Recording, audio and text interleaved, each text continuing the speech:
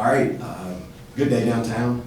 And first of all, the crowd. I mean, just the energy that we had in there. Over 6,000 on the attendance at this level. You know, that's unheard of in a lot of situations. And just credit to our administration, Jason and his team, and everything they did to promote the game. President Davis, just everybody, the board. I mean, just the whole university got into it, and they really bought into coming down here and playing. And the energy that you saw in the game, it helps, right? And you know, I think that's a big part of the start. You know, I thought we got off to a great start. And you know, outside of the first 4 minutes after halftime, I thought we played pretty good defensively, and we knew we were going to have to be better defensively than we were the first time we played. And you know, they still kept coming. I mean, they've got a lot of offensive weapons, but for the most part, you know, I thought especially, you know, first half defense, and then, you know, we had to get some stops in late. I thought we did a good job there, but, you know, great game by Jalen Slauson. I thought he impacted the game in a lot of different ways. You know, when he was locked in defensively, also offensively, hitting shots from the perimeter, but also being able to be a threat in the post, be a threat at the rim. Young guys continue to step up off the bench. Alex Williams was huge. Ben Vanderwall first half, back-to-back threes. You know, I thought those were huge. And then our same guys. I mean, JPP Beach it's just what he's doing is just incredible, and his growth. And you know, Michael's Mike. You know, he didn't have the shooting that he wanted to have, but he did some great stuff, and you know, did some things to help us get a win. Coach, it just seemed like again, everybody's first shot fell, and it's got to be when you see the first one go in, automatically your confidence just grows. And it seems like this team too, compared to the last time we were in this building, are they just turned a corner in terms of when things start to maybe go a little bit downhill? They just somebody makes something happen good and it turns it back. It seemed like every time Wofford even threatened to get back in the second half, you had some kind of answer, even though it wasn't your best half. Well, I think confidence is growing. You know, I think those groups won 19 games. You know, and they won 6 in a row. They won, I guess, 12, 14 maybe. I mean, confidence is just continuing to grow. The rotation is pretty set. Like, guys know what their roles are, what's expected. And, you know, I think they're believing in one another. I think they're believing in themselves. They're believing in the system. They know how we have to go play. And we're just more composed. You know, we're not letting, I mean, they had that little spurt. I think they cut it, maybe to 9. And then 10 later. You know, and then they cut it to 10 later.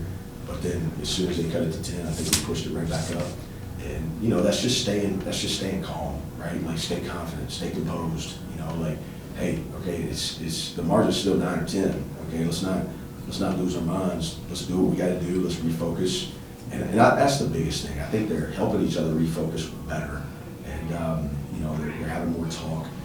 Young guys, I mean, the communication with Geeson Huddles as a sophomore, you know, I think, you know, Jalen's allowing things to just kind of settle in a little bit better. I think Mike, same thing. But, you know, it's like I said, these guys are believing. And, you know, belief's a funny thing. When you get collective belief, you start to believe in who you are and what you do, and it's real. You know, and you're practicing consistently, and you're starting to come out here and get consistent defensive effort and consistent glass effort, and then you just go cut loose on offense. You know, and I think that's what these guys are. You know, they made the run at halftime, and I trust them. I didn't call the timeout. You know, and sure enough, bang, bang, we got a 2, we got a 3. It was pushed back out. Refs are looking at me like, hey, is he gonna call one? And but nah, like, settle down. You know, let's go play. And sure enough, you know, that's what this group is doing. You talked about a little bit the last game how this team's different defensively. Sort of, they don't do some things that maybe previous teams did, but you figured out how to maximize, you know, their strengths. But in the last few games, they look a little bit like those previous teams. By what I mean by that is by getting a lot of loose balls involved with deflections. I don't know the numbers, but it seems like Slauson's affected a lot of those. I think he's got 8 steals in the past 2 games. Yeah, deflections are going up. You know, we did not turn them over in Spartanburg at all. And, you know, tonight we got 15 turnovers. And, you know, we're stringing the floor better, you know, and it's been something, you know, we're trying to be a little bit more of a contained, but an aggressive contained defense. And, you know, it just fits our group, you know, and they're playing hard within it. The floor's getting tighter, and, you know, because of that, I mean, last three games, I think 50s, and tonight, you know, they get into the 60s, but the first half defense holding them to 25 points, I mean, that's hard to do. They've got an elite guard, they got an elite big man, and then they got shooters all over the place around it.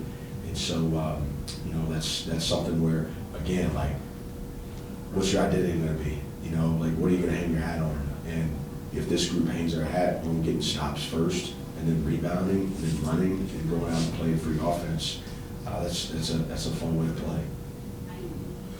While watching the first half, it never occurred to me, it seemed quite aggressive, but I hadn't realized until I saw that there were only 4 foul calls, 1 against Wofford.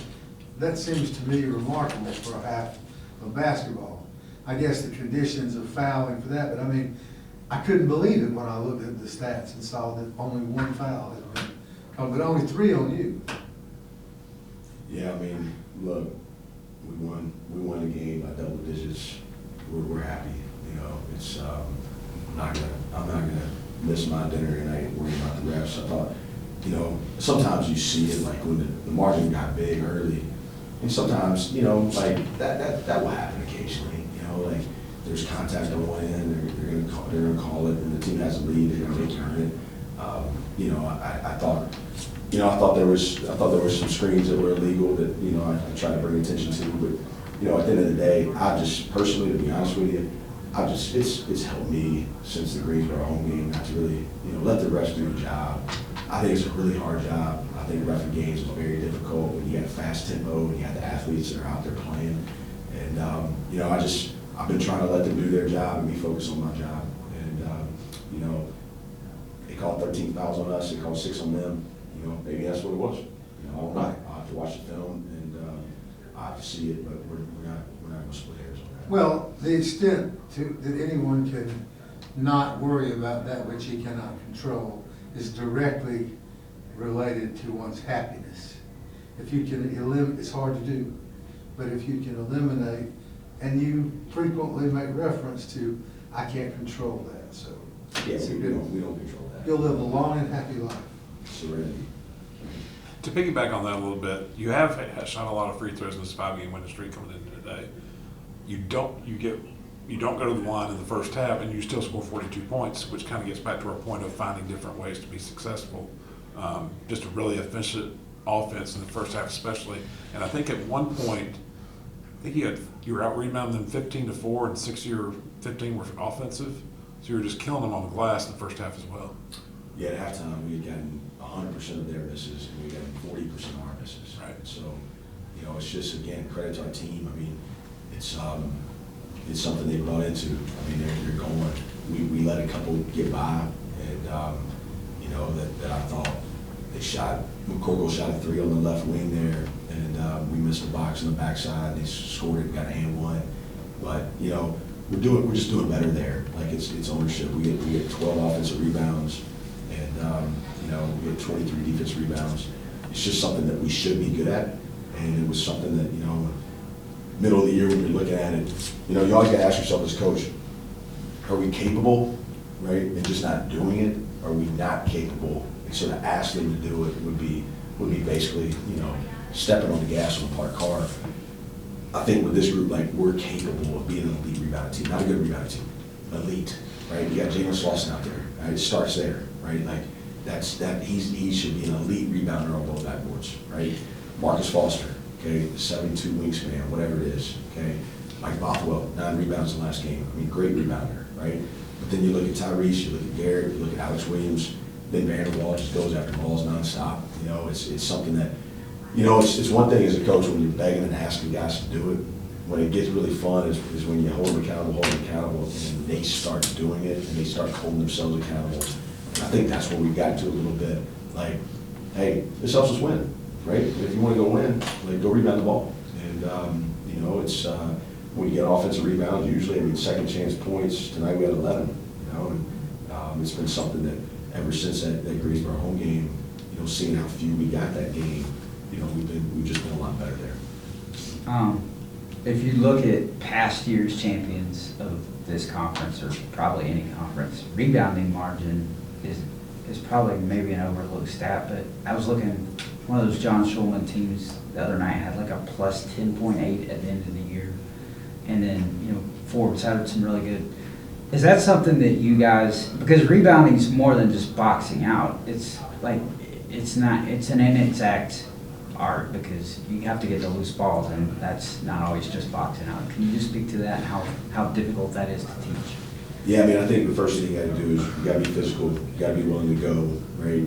There's a little bit of, when the shot goes up, you gotta react. Like if you wait that half second and then you don't react to it, and now you're not gonna have a chance. To be honest with you though, you know, it's, I was a point guard, you know, so I got back, you know what I mean? Like early in my coaching career was something where, you know, I just didn't naturally, it wasn't something, since all my years as a player, you know, it was like, you didn't just naturally look at it, but as a coach, like, hey, you know what, I gotta be better at this. Like, I gotta hold this team more accountable to it. And we did a lot of talking about it in all season as a staff. And, you know, Tim Johnson's done a great job with it, you know, basically doing all the rebound grade outs, and, you know, watching film of those guys, but then in practice making them do it. And you know, I think there is an art to it, but it's definitely an effort deal. You know, it's a willingness, it's a rebounding is, you gotta have some guts and some toughness to just go in there and get it done. And, you know, we've been putting the ball on the ground in certain segments, you know, and it just makes all balls be missed. And then, you know, 2 points offensive rebound, 1 point defensive rebound, like, you'll start finding guys to go get rebounds. Everything is, I remember a month or so ago when people were complaining about this and that, you always had this team has a chance to be special. It seems as if systematically that has been taking place. It's been a development process that will hopefully roll right into the tournament. But it seems like this team is gelling and keeps on doing so. And you always said so. Yeah, I mean, listen, everybody likes to complain in the world right now. I mean, that's a whole other deal. That's why we've got so much attention in the world, because everybody's quick to complain, right? And everybody's quick to point out problems, you know, and there's not as much gratitude, there's not as much connection. And it's sad, you know, like to see that Mike and Small decided to come back for their 5th year.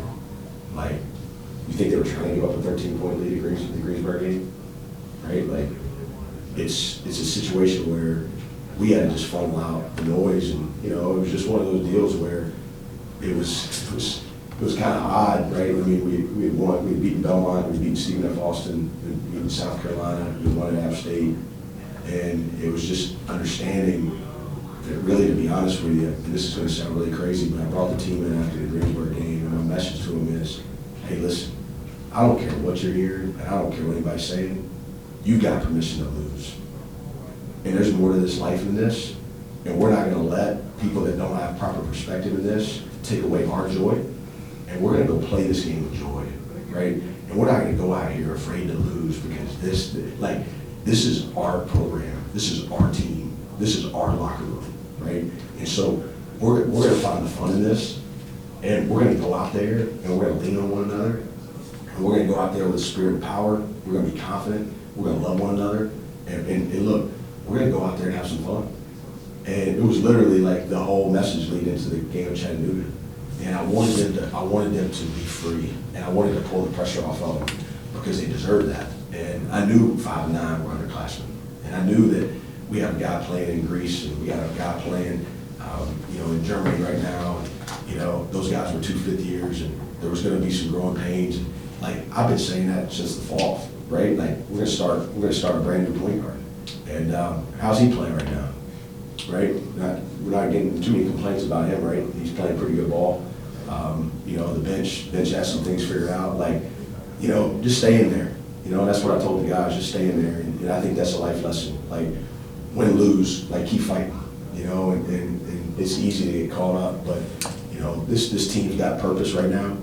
This team believes, this team's focused internally, which is where you want it. We know we got to keep improving, right? The season's a long way from over. You know, Greensburg won by 20 today, Sanford won by 20 today. You know, like, like, this is gonna be a fight now. And it's gonna be like, this is a really good league. And you know, we gotta keep improving. We can't sit here and get overconfident. But we do need to stay confident. And we need to keep believing. And we need to keep coming in the gym every day to find ways to get better. And it's gonna be good. I mean, this is 3 games in, 8 days? With the Sunday game, or heck, maybe 7 days, I don't know. I can't keep up. I hadn't had a day off since last Thursday, I know that. So we're gonna enjoy the Sabbath tomorrow and go to church and hang out with the family and, you know, rest these guys up and enjoy this win, and then we'll get back early on Monday, get ready for BMI and find ways to get better. Coach, just a final question for me. Can you impart how much, I mean, in basketball, you have 2 days before your next, 2 or 3 days, you're on the court again. So in preparation for a team, does a Wofford, when they're preparing for you guys, say, hey, Alex Williams might score 15 in this game. We gotta, you know, when you get Tyrese last game, it's somebody different off the bench. You seem like every time it comes up scoring wise, everybody's doing different things to help you win. But it's gotta be hard to prepare for, you know. Yeah, it's when you have depth and you have guys that can score and you can play different ways, right? You can play with versatility. Do we want to be big with Slaw at the 4? Do we want to spread it out with Slaw at the 5? Do we want to go double point guard with JP and Carter? Do we want to put multiple wings on the floor? You know, that's when the game gets really fun. And, you know, you just get in the game and figure out, hey, what's working? What's the rhythm? How are they trying to play us? You know, that's always the interesting thing, game 2, is what are the adjustments going to be? You know, like, we're going to make some adjustments, the other team's going to make some adjustments. You're going to guess based on the film, hey, this is how they guarded us, what worked, they're probably going to stay with that, maybe what did they not think worked, and you're kind of making some bets, you know, like, hey, they go come out here and switch, all 5 guys, well, okay, well, if they do, this is what we're going to do, if they don't, then this is what we're going to do. You don't have a lot of time to prepare, you know, so that's where it helps for us being systematic offensively. You know, you can go play, you can throw in a couple wrinkles, you can go play. And then same thing defensively, like the best teams are not doing a lot of changing right now. Like you're tweaking, here's a couple disruption points, we want to take this way, but at the end of the day, like 80% of our defense needs to be to identity. So when these games come so quickly, you're not saying, hey, let's change this coverage, you know? And we had that discussion on Thursday, really, because, you know, there was a tendency looking at the film to say, this might be the way to play these guys, but this is what we're having confidence in doing right now. And so that's the cost of coaching. Do you go and say, hey, we're going to change this, because we think, hey, this matches what we're seeing on film? Or do you say, hey, you know what, this is what our group is confident and comfortable with. Let's see if we can do this. Let's do this better, right? But they're gonna be a little bit more free of mind, and you don't cloud them up as much. And so we spend a lot of day after cleaning us up, you know. So we'll take tomorrow off, but Monday, like, it's a lot of cleaning up this game. It's a lot of getting Furman better, right? And then on Tuesday, then it's all about preparing for BMI. And then we'll also have the walkthrough and the film and all that on Wednesday. But we spend a lot of time, probably as much as anybody in the country, on making sure, hey, you know, yes, opponents are going to come quick, but the benefit of being systematic is we get to find ways for us to get better. That's what we typically use our Mondays for. All right, y'all ready? All right.